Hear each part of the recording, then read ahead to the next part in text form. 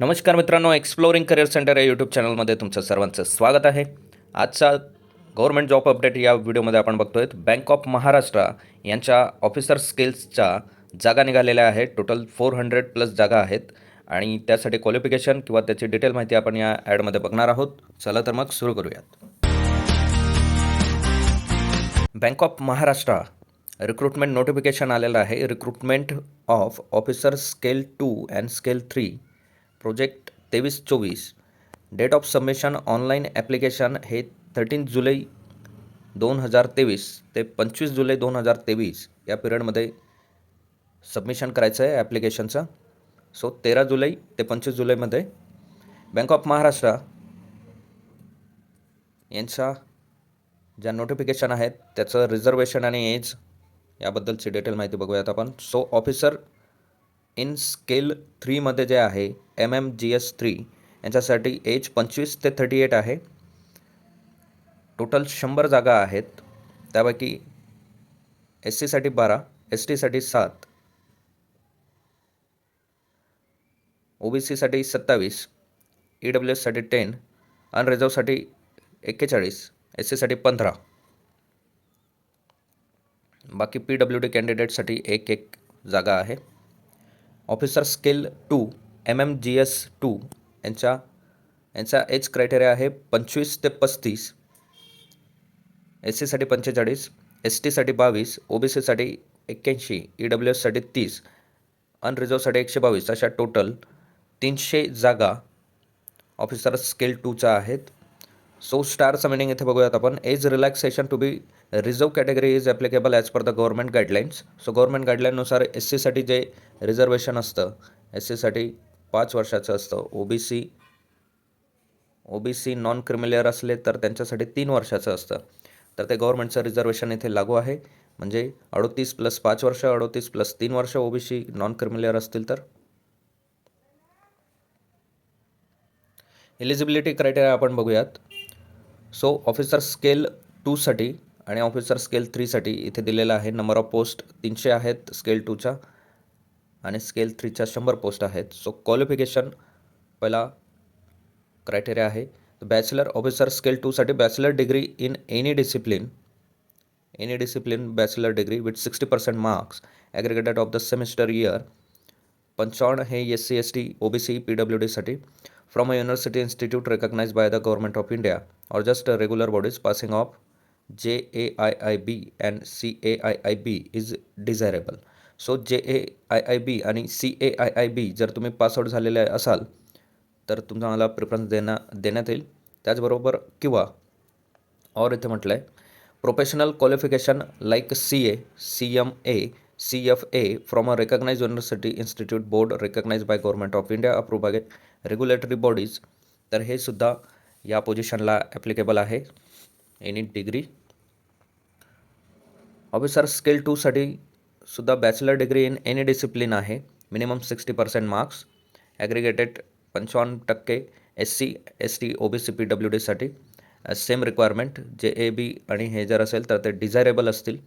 CAIIB pass out किंवा CA सुद्धा या पोझिशनसाठी ॲप्लिकेशन करू शकतात. एक्सपिरियन्स बघूयात. सो क्लास स्केल 3च्या पोझिशनसाठी आहे. Post qualification work experience of 3 years as an officer in any schedule commercial bank. Experience in credit related areas branch head in charge is preferable. So 3 वर्षाचा post qualification experience तुमच्याकडे असणं गरजेचं आहे आणि बँकेचा एक्सपिरियन्स तुमच्याकडे असणं गरजेचं आहे.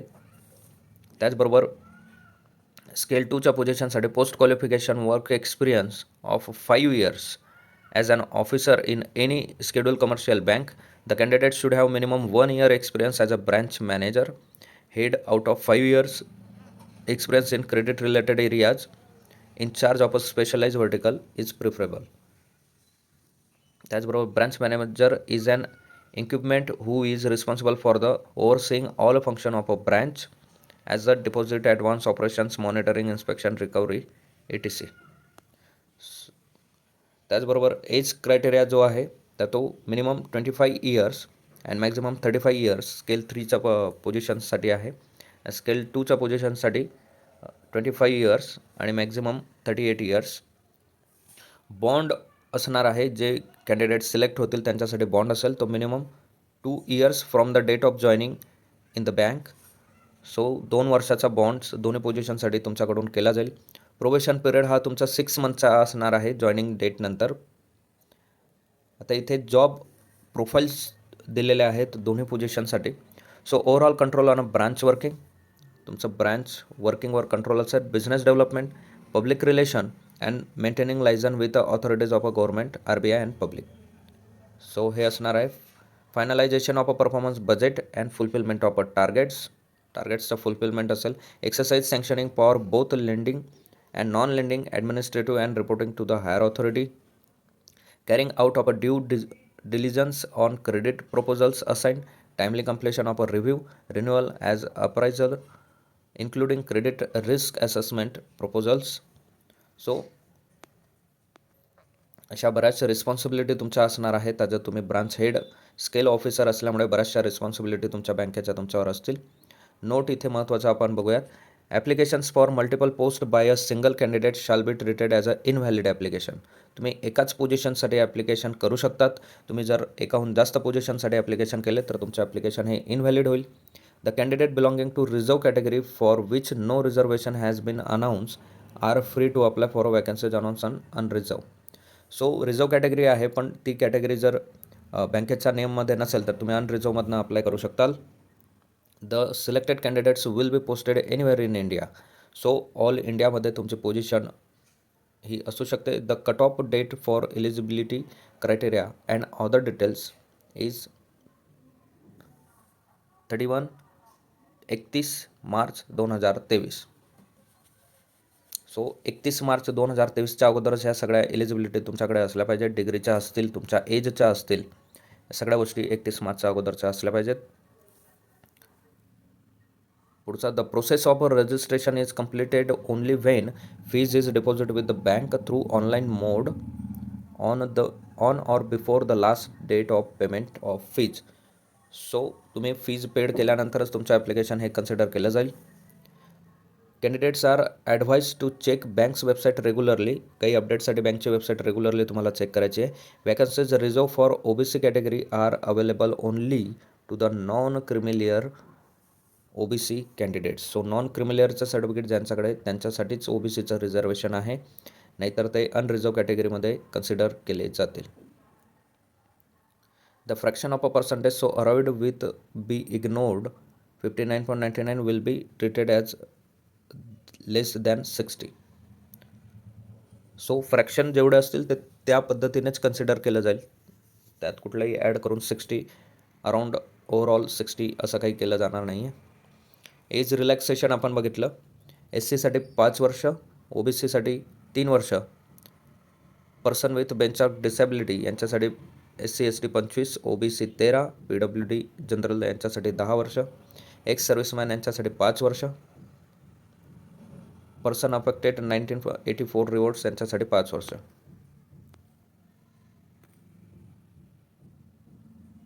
सो महत्त्वाचं इथे इलिजिबिलिटी त्यांनी दिली आहे. Candidates with record of a default in repayment of loan, credit card dues and or against those name adverse report of CIBIL or other external rating agencies is available are not eligible for appointment. So तुमचा CIBIL जर तुमचा खराब असेल, तुम्ही loan घेतलं असेल आणि त्याचं रिपेमेंट हे व्यवस्थित केलेलं नसेल, तुमचे हप्ते बाउन्स झालेले असतील आणि सिबिल हा तुमचा डाऊन असेल, तर तुम्हाला या पोझिशनसाठी अप्लाय करता येणार नाही, कारण सिबिल तुमचा अगोदर चेक केला जाईल.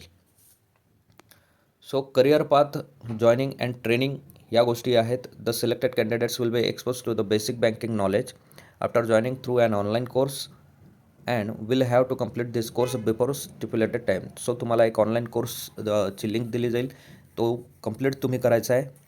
तुम्हाला टाईम लिमिटही दिले जाईल. The selected candidates at the time of joining will have to execute a bond to serve the bank for stipulated period. तो तुमच्याकडनं बॉन्डसुद्धा साईन केला जाणार आहे.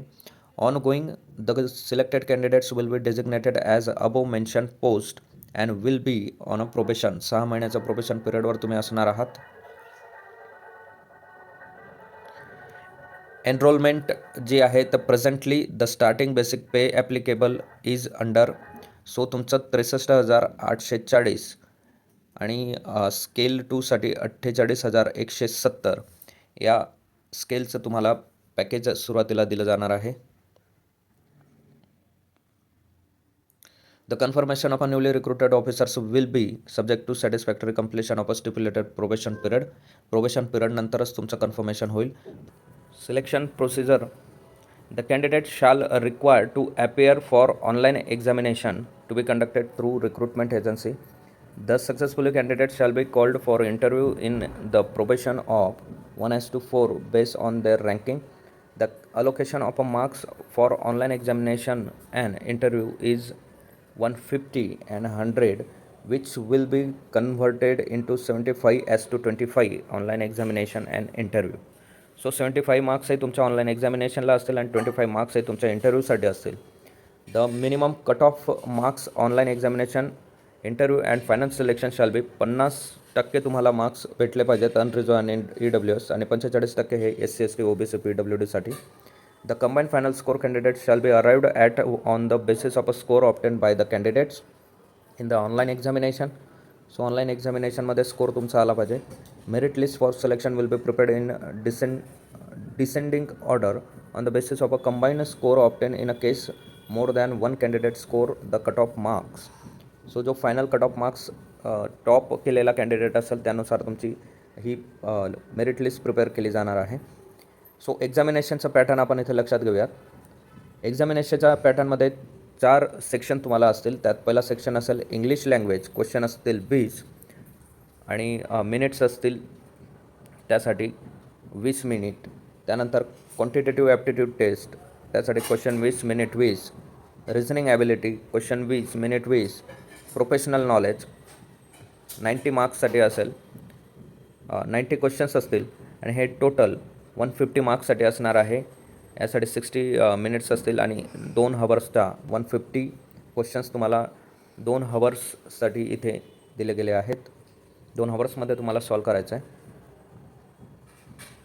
The test of a professional knowledge may consist of a banking related questions. There is no negative marking in online examination. So हा point महत्त्वाचा आहे की कुठल्याही प्रकारची निगेटिव्ह मार्किंग नाही आहे. कारण बऱ्याचशा बँकिंगमध्ये निगेटिव्ह मार्किंग असतं. IBPS ज्याही एक्झाम कंडक्ट करते मॅक्झिमम बँकिंग एक्झाममध्ये निगेटिव्ह मार्किंग असते. इथे निगेटिव्ह मार्किंग नाही आहे. त्यामुळे विद्यार्थ्यांनी फॉर्म फिलअप करावं. सेंटर हे आपल्या प्रत्येक स्टेटनुसार आहे. आपण महाराष्ट्रामध्ये बघितले तर औरंगाबाद, महाराष्ट्र, मुंबई, ठाणे, नवी मुंबई, MMR रिजन, नागपूर, पुणे, तर हे सेंटर्स आहेत. हे सेंटर्स आपण घेऊ शकतो एक्झामसाठी. लिस्ट ऑफ डॉक्युमेंट्स आहेत जे तुम्हाला ॲडमध्ये व्यवस्थित रीड करून हे करायचं आहे, सबमिट करायचे आहेत. फायनलायझेशन तुम्ही ऑनलाईन एक्झाम क्रॅक केल्यानंतर. सो बऱ्याचशा डिटेल्स आहेत ज्या रिझर्वेशनशी रिलेटेड आहेत. हिअरिंग डिसॅबिलिटी याचे ज्यांना प्रॉब्लेम असतील ते. सो इथे ॲप्लिकेशनचा फीज हा महत्त्वाचा पॉईंट आपण बघतो. तर अनरिझर्व EWS आणि OBC यांच्यासाठी 1,000 रुपये फीज आहे. GST 180 रुपये असे टोटल 1,180 रुपये तुम्हाला फीज पेड करावी लागणार आहे. SC ST कॅटेगरीसाठी टोटल 118 रुपये त्यांना पे करायचे आहेत SC ST PWD. सो 1,180 रुपये OBCसाठी, अनरिझर्वसाठी, EWSसाठी आणि SC STसाठी 118 रुपये फीज असणार आहे जे ऑनलाईन पद्धतीने तुम्हाला पे करायची आहे. महत्त्वाच्या गोष्टी 13 जुलैपासून फॉर्म ओपनिंग होणार आहेत आणि 25 जुलैपर्यंत लास्ट डेट आहे की जे तुम्हाला फिल करायचे. डेट ऑफ ऑनलाईन एक्झामिनेशन तुम्हाला सेपरेटली मेल किंवा वेबसाईटवर ते डिस्प्ले करणार आहेत. डेट ऑफ ग्रुप डिस्कशन आणि इंटरव्ह्यू पण तुम्हाला डेट ते एक्झाम झाल्यानंतरची तिथे सांगतील. सो अशा पद्धतीचे डिटेल्स इन्फॉर्मेशन आपण ह्या ॲडबद्दल घेतलेली आहे. तुम्ही अजूनही आमच्या चॅनलला सबस्क्राईब केलं नसेल तर सबस्क्राईब करा, लाईक करा आणि गरजू विद्यार्थ्यांपर्यंत हा व्हिडिओ शेअर करा जेणेकरून त्यांनाही या व्हिडिओमधनं बेनिफिट घेता येईल. एक्झाम या जागा भरपूर आहेत. ज्यांचा बँकिंगमध्ये एक्सपिरियन्स आहे, जे प्रायव्हेट बँकमध्ये काम करत असतील किंवा जिल्हा डिस्ट्रिक्ट कोऑपरेटिव्ह बँकमध्ये काम करत असतील तर त्यांनी या पोझिशनसाठी नक्की अप्लाय करावं. परमनंट पोझिशन आहे, स्केल पण छान आहे आणि बँकिंगचा अनुभव असणं इथे गरजेचं आहे. सो त्यांनीही अप्लाय करा. All the best. जय हिंद. थँक्यू.